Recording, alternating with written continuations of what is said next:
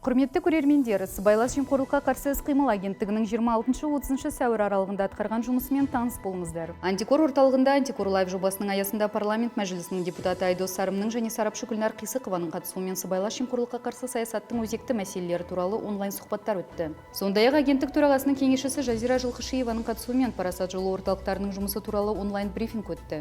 Жалпы барлық аумақтық департаменттердің әлеуметтік желілерінде 365 сарапшы спикердің қатысуымен 360 тікелей эфир өтті. Халық үніне құлақ асатын мемлекет тұжырымдамасына сәйкес аумақтық департаменттердің бірінші басшылары 16 азаматты қабылдап 14 мәселені қараса, олардың орынбасарлары 26 азаматты қабылдап 22 мәселені қарады. Агенттіктің аумақтық департаменттерінің басшылығының қатысуымен қылмыстық процестік кодексінің 200 бабын түсіндіру мақсатында түрлі шаралар ұйымдастырылды. Атап айтқанда, Шымкент қаласында білім беру мекемелерінің басшыларымен онлайн кездесу, Қарағанды облысында Астана өңірлік қолбасшылығы басқармасының ұжымымен онлайн кеңес өтті. Жамбыл облысында Жуалы ауданы әкімдігіндегі қаражат жымқыру фактісі бойынша қылмыстық іс талқыланды. Өткізілген шаралар бойынша тиісті органдарға сыбайлас жемқорлық құқық бұзушылықтарының алдын алу шараларын қабылдау туралы ұсыныстар берілді. Агенттіктің санаулы ұрпақ жобасының аясында өскелең ұрпақ арасында сыбайлас жемқорлыққа қарсы мәдениет қалыптастыру және академиялық адалдықты насихаттау мақсатында жүйелі жұмыстар жүргізілуде. Осы аптада аталған жоба аясында Қостанай облысында колледж студенттері мен оқушылар арасында сыбайлас жемқорлыққа қарсы алғашқы қалалық олимпиада өтті. Жемқорлыққа қарсы заңнаманы және халықаралық тәжірибені жетік меңгерген жеңімпаздар облыстық антикор орталығында марапатталды.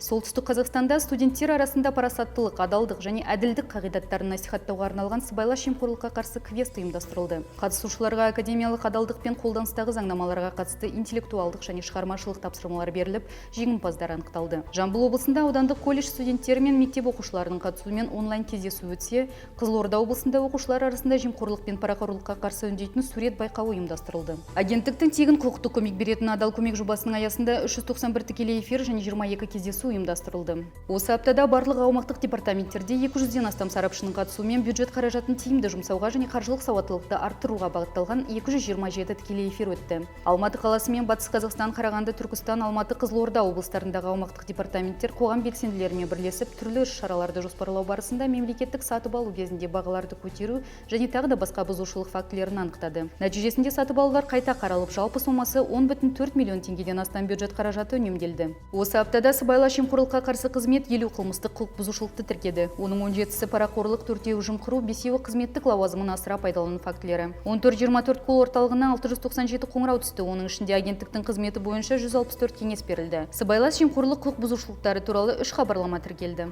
Рим папасы Франциск Ватиканды жемқорлардан тазарту мақсатында жоғары лауазымды тұлғаларға арналған сыбайлас жемқорлыққа қарсы жаңа ережелер жариялады. Енді жаңа ережелерге сәйкес жоғары лауазымды тұлғалар ұйымдасқан қылмысқа, сыбайлас жемқорлыққа, алаяқтыққа, терроризмге, ақшаны жылыстатуға, кәмелетке толмағандарды қанауға немесе салық төлеуден жалтаруға қатысқаны үшін ешқашан сотталмаған немесе тергелмегенін дәлелдеуі тиіс. 26 сәуірде Ұлыбритания сыбайлас жемқорлыққа қарсы санкциялардың жаңа жаһандық режимін жариялады. Сондай-ақ Ұлыбритания үкіметі сыбайлас жемқорлыққа қатысы бар деп күдіктелген 22 адамға қатысты санкциялар енгізді. 2021 жылғы сыбайлас жемқорлыққа қарсы санкциялар туралы жаңа жаһандық ережелерге сәйкес санкция салынған адамдардың активтері тоқтатылып, сапарға шығуға тыйым салынады. Құрметті көрермендер, сіздер агенттіктің және аумақтық департаменттердің 26-30 сәуір аралығында атқарған жұмысымен таныс болдыңыздар. Арнайы жаңалықтар топтамасы экранда көрсетілген агенттіктің ресми сайтында және әлеуметтік желілердегі парақшаларында жарияланатын болады. Назарларыңызға рахмет.